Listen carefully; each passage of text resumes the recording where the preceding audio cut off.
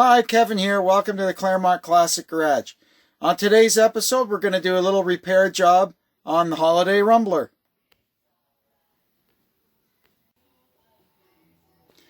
So in the back here, under the rear dinette, there's a little air compressor that runs the active air suspension we have in this thing. Now, what I've noticed is excessive cycling on this compressor. So we're going to pull it out and set it up on the workbench and see if it still cycles excessively when it's not in the camper. Well, I let it run for about 5 minutes and the gauges didn't come off zero. So now it's not even pumping air at all. And when I shut it off, I heard shh. So basically what's happening is it's leaking back through the one-way check valves, is my guess. So we're going to open it up and see if we can find a problem that we can rectify, or, you know, it might be just shot. We'll find out. Got my handy dandy RV toolkit here. This ought to be everything we need, I hope. Isn't that the cutest little thing? It looks like a model airplane engine. I guess that's why it sounds like one. You sure don't want this thing going on in the middle of the night when you're trying to sleep. So, we're going to pull the head off the compressor and see what we see in there. We got the cylinder head off. And you can see here in the top of the piston, there's the check valve. That's the inlet check valve. And the outlet check valve is here in the head. I would assume somehow this disc in here comes out and the check valve is part of that. So I'm going to take this in the garage and see if I can get that disc out of there. We'll get to the bottom of whatever's troubling this thing. Didn't find much in there. I got the disc out. I cleaned the check valve on the other side. One of these seals didn't look too hot, and I did find this screw was kind of loose when I took it apart. And the fitting in here was not exactly tight. So we're just going to correct all that stuff, put it back together, and see if she runs. So we got it running, we got it pumping air, but it's still dropping down pretty quickly. So we're going to have a go at it. I'm not sure where the leak is, but something's not right. I think I'm just going to take all of this stuff off and put a plug in it and see if the problem persists. Then that will eliminate this stuff. I've put leak checker all over the place and I've never seen a bubble. So it's leaking somewhere. We'll find it. The pressure still drops like a stone with all my fittings and stuff gone. So I can only assume it's leaking back through the head. So we're going to try something now. We're going to put a one-way check valve in this line here and see if that stops our leak back. So it's hard to tell, but there is a one-way check valve in the inlet to the tank. So I'm wondering if that may be our culprit. We're going to pressurize the tank and see if that one-way check valve holds.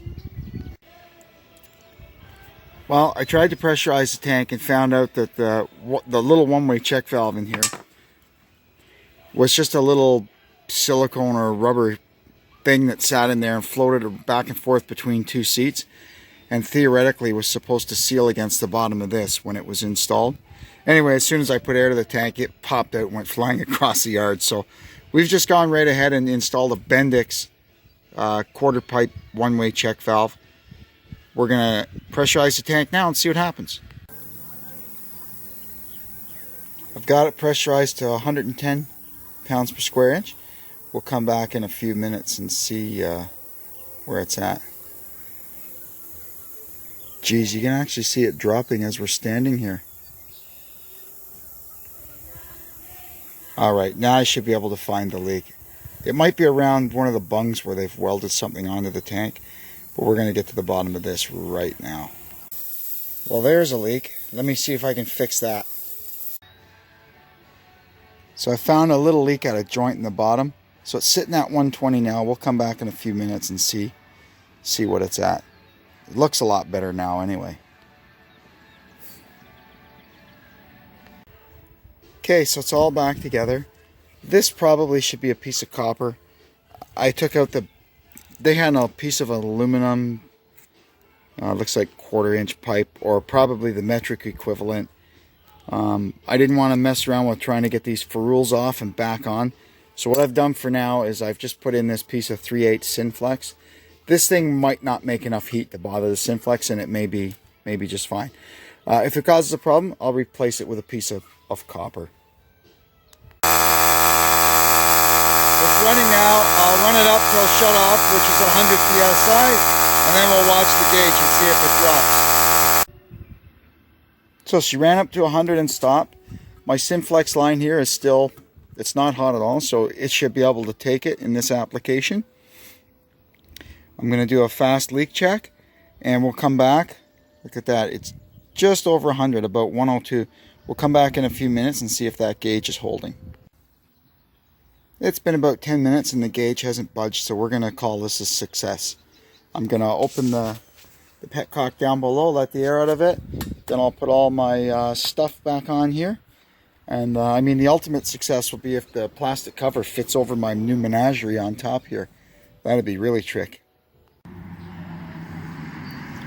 It's all buttoned up, ready to go back in. Now we're going to run it up again and make sure it still holds pressure, because we've got a whole bunch of new connections here now. Let's make sure that there's no leaks before we put it back in the camper. Alright,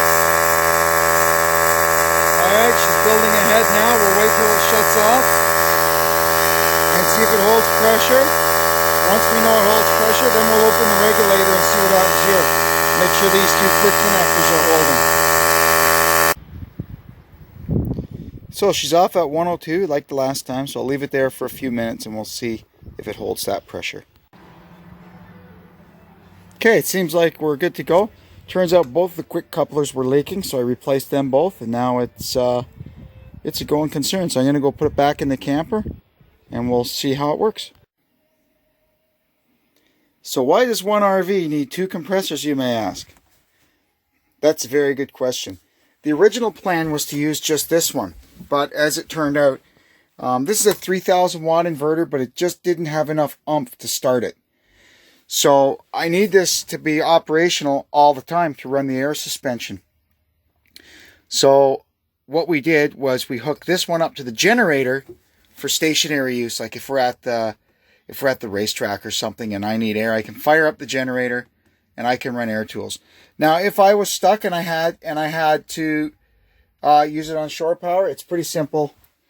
Just this is the feed from the generator. I just have to unplug it from here and plug it into shore power up there, and it'll run off the shore power. But it just won't run off the inverter. Now what I have wondered about is the cable coming back from the house batteries, if it's actually heavy enough. This all goes to the main stud in the generator compartment. So what I'm going to do is I am going to bring a big battery in here and hook it up direct to this and see if that provides it with enough oomph to start that thing. If it does, then it's just a matter of running some big cables back from the front, from the house batteries to this to power it. And then maybe we can do away with the small compressor and just have the large one. This guy has got, this was tank mounted. It's got there's a big air tank that goes with this mounted to the chassis underneath the camper.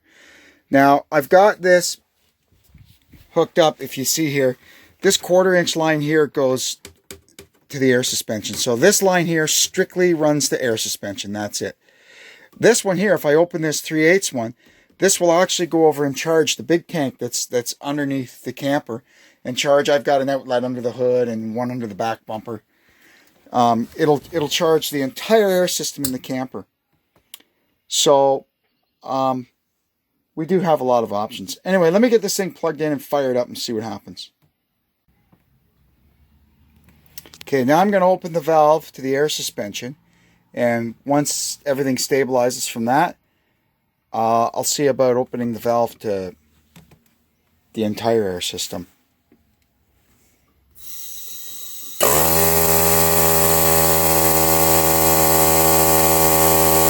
Now it's sending some air to the air suspension.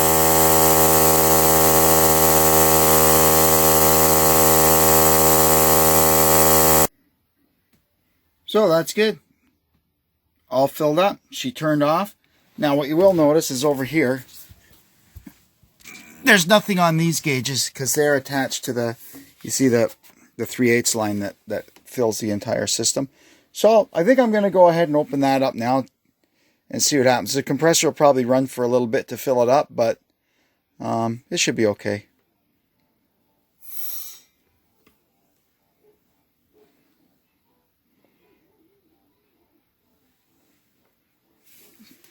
Oh, I forgot. You know what? There must be another valve underneath the camper somewhere.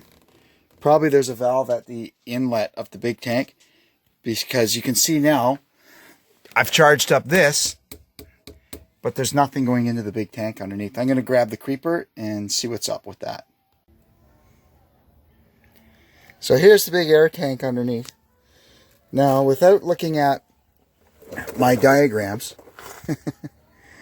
of what all these valves do, let's open a couple and see if we can hear this tank start to fill. Not that one. There we go. So that'll fill that tank. That's the fill valve from the little compressor. So I think that one I can just leave open all the time. I'll just operate the valve inside.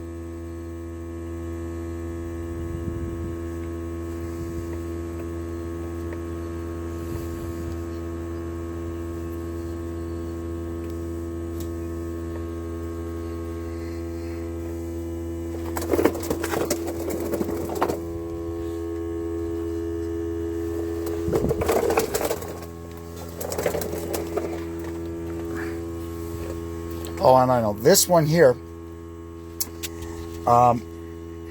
goes to feed the 1/4-inch line that goes to the air suspension. Actually comes down to here and continues on to the air suspension. That gives me the option to open this valve and let this tank run the air suspension. See, that valve does nothing. It's all coming back to me now. This one here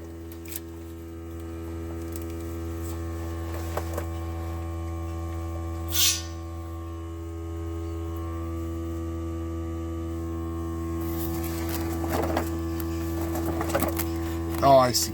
This is the one that feeds the outlet at the back bumper, so that can stay open too. That all makes sense. But what I'm going to do right now is I'm going to label all of these. That would make sense, wouldn't it?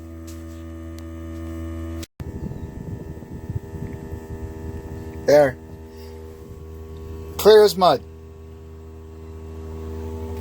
We'll see how long it takes that poor little compressor to charge all of this.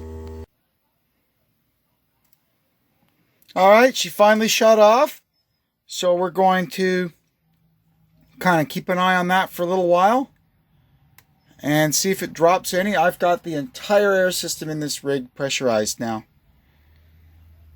So hopefully there's no big leaks. We'll keep an eye on it. After lunch, I'm going to grab a battery and some cable, and we'll test my theory about this thing being starved for current. It's a possibility, that's for sure. Well, I brought in a second battery to give the inverter here a little bit extra kick, but it still doesn't want to start that compressor. So I guess we're going to have to stick with the way it is now. Use this little guy for running it on the road. And use this one right off the generator for running the air tools. That is how it must be. Who am I to argue? So we'll button her up and make sure everything is back working. So everything's looking good with the air. This thing's holding the pressure here, the suspension circuit. The other circuit's holding pressure too. So we're going to call this a success. That's good, because that's been bugging me for a while. This compressor used to cycle so much, and I would go around checking for leaks, and all the while it was that one-way check valve in the inlet to the tank that was the culprit.